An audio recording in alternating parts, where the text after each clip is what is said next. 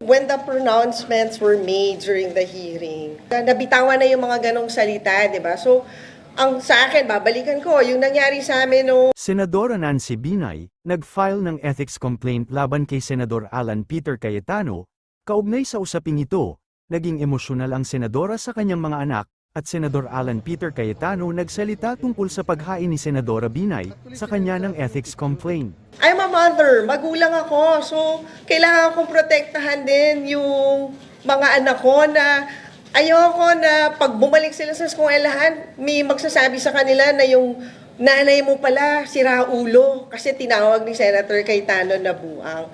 So this is not just about me as a senator, this is also about me as a mother. Alam ko yung pinagdaanan ng mga bata, hindi lang ng mga anak ko, pati yung mga pamangkin ko nung panahon na yon. And hindi ako papayag na mauulit muli yung ganong pinagdaanan nila kasi siguro ang hirap ma-explain. At dahil dyan may sagot si Senador Alan Peter Cayetano, tungkol sa paghain ni Senadora Nancy Binay, sa nasabing reklamo laban sa Senador. Tara at panuorin at pakinggan natin ang interview na ito kay Senador Alan Peter Cayetano. At kung bago ka pa lang sa aking channel, paki-subscribe na mga idol at click ang notification bell para updated ka sa aking mga bagong upload, paki-like na rin at paki-share sa inyong mga amigo at inyong mga pamilya. Maraming salamat po. Dun sa pagkaka-file ng ethics complaint ni Senator Nancy Binay against him. Actually, sinend sa akin yung picture eh. Ito yung picture. Sabi ko, first time ko nakakita, siya nag-file pero siya mukhang guilty, di ba? So, simpleng-simple lang naman to eh. Isa lang pinag-uusapan natin dito. Magkano talaga ang Senate building? Dapat ba talaga natin gastusin ang 23 billion or more? We started this investigation. Matatandaan na ang ugat ng hidwaan ng dalawa ay nag-umpisa noong nagkasagutan ang dalawa noong pinaimbestigahan sa Senado, Committee on Accounts ang budget ng new building ng Senado, si Cayetano ang kasalukuyang chairperson ng naturang committee, at si Binay naman ang former chairperson ng nasabing committee sa Senado. This review, na wala tayong sinasabing may anomalya, wala tayong sinasabing may irregularity. Simple lang. 23 billion kasama yung sa lupa, masyadong mahal. What did Senator Binay do? She started going around, nagmamamarites, nagkakalat ng kung ano ng chismis, at kasama sa official chismis na kinakalat is that mali yung numbers namin. She can correct it anytime. And let me address this to her now. Senator Nancy, linawin na lang natin itong lahat. Mahinahon, sa tama, napaka-busy ng ating bansa, napakaraming problema. Magkano ba talaga ang Senate building? Of course, kasama lupa. Kasi DPWH mismo ang nagsabing, hindi pa nila malaman hanggang magkano aabutin eh. DPWH mismo nagsabi, hindi pa tapos lahat ng plano. DPWH mismo nagsabi na 21.7 billion so far. So far. And Senate Finance na nagsabing mahigit 1 billion yung lupa, so 23B. So eyes on the ball tayong lahat. Ang ginagawa ni Senator Nancy from the start, nililito tayong lahat eh. Alam niya naman walang mangyayari dyan sa ethics case eh. Pwede ko rin siyang filean ng ethics case eh. Dahil unethical din yung mga pinanggagawa niya. Hindi ka pwedeng biglang hindi ka member, bigla kang manggugulo doon. Nagsasalita pa, chairman, gusto mong mauna ka, pinagbigyan ka na. Tapos magwo-walk out ka in that manner. Even si Senator Miriam, hindi ganun mag-walk out. Diba? Meron siyang pasubali sa chairman or whatever. Pero anong mangyayari kung kakasuhan ko rin siya sa ethics, diba?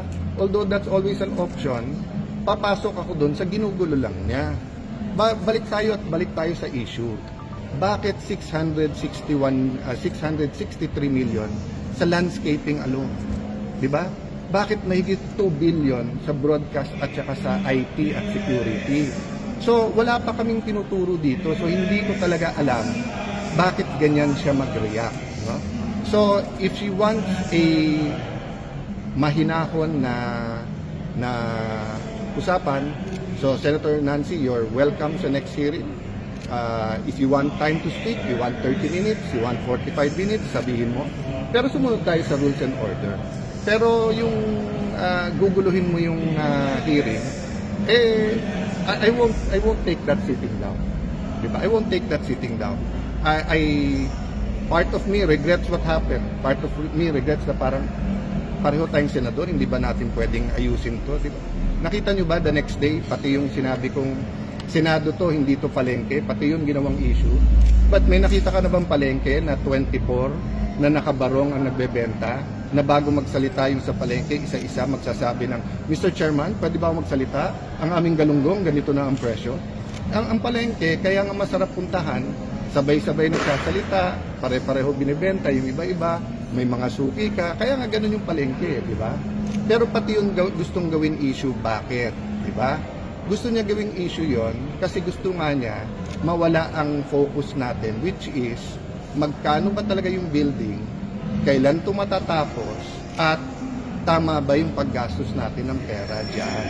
So, foremost, ako, I will focus on that.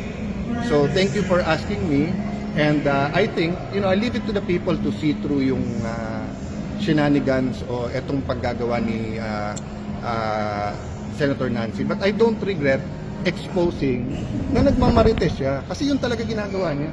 Ikot ng ikot, sa interview sinasabi na mali yung numbers, wala. Senator Nancy ang nagbigay sa akin ng numbers, staff mo. Kinonfirm ng Senate Finance yung numbers.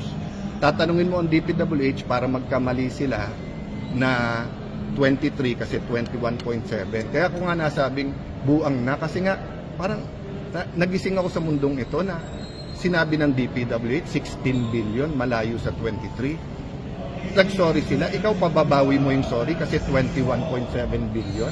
So parang sa kanya walang difference ang 23, 21, 16 billion.